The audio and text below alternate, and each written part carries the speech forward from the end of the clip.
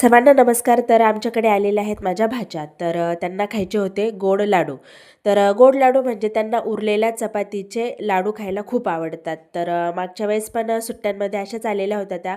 पण जी लहानी मैथिली आहे तिच्याकडनं आमचं जे फिल्टर आहे ते ओढल्या गेलेलं होतं आणि मी त्यांच्यासाठी किचनवर छान लाडू बनवून असेच ठेवलेले होते. पण ते पाणी पूर्ण सांडल्यामुळे त्यांचे ते लाडू पूर्ण पाण्याने भिजून गेलेले होते, त्यामुळे त्यांना ते खाता आलेच नव्हते. तर त्यामुळे ह्यावेळेस खुशीने आल्या आल्याच मला सांगितलेलं होतं की मामी आम्हाला ते लाडू खायचे आहेत. तर मी रात्रीच एक्स्ट्राच्या पोळ्या बनवून ठेवलेल्या होत्या आणि त्यांना सकाळी मग त्याचे छान गोड लाडू असे बनवून दिलेले होते आणि सर्वांना ते खूप आवडले पण होते आणि आवडीने त्यांनी ते खाल्ले पण होते. त्यानंतर त्या दोघींना खेळायचा होता कॅरम. आता कॅरम खेळण्यासाठी 4 जण लागत होते, म्हणजे विवान तर आंघोळीसाठी गेलेला होता आणि शुभ्राला काही खेळायचं नव्हतं. तर मग त्या दोघींचंच खेळणं छान चाललेलं होतं. तर आता सर्व मुलं एकत्र आल्यानंतर इतका गोंधळ करतात की काही विचारायचंच नाही. मग आता त्यांना वैतागून आपण काही होमवर्क वगैरे करायला सांगितला की करून करून ते काय करणार, तर मग ड्रॉइंग.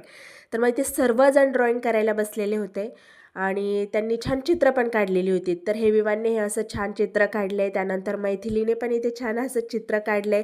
दोघांनी सेम सेमच काढलेले, म्हणजे त्यांना चित्र काढण्यापेक्षा कलरिंग करायला खूप जास्त आवडतं.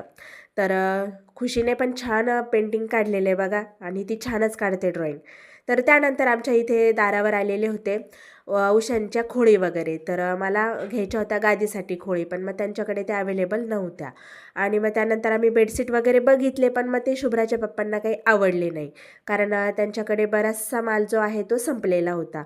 मग त्यानंतर संध्याकाळी खायची होती मुलांना बिर्याणी. तर मग मी छान त्यांना बिर्याणी आणि थोडीशी मसाला चिकन वगैरे बनवून दिलेलं होतं.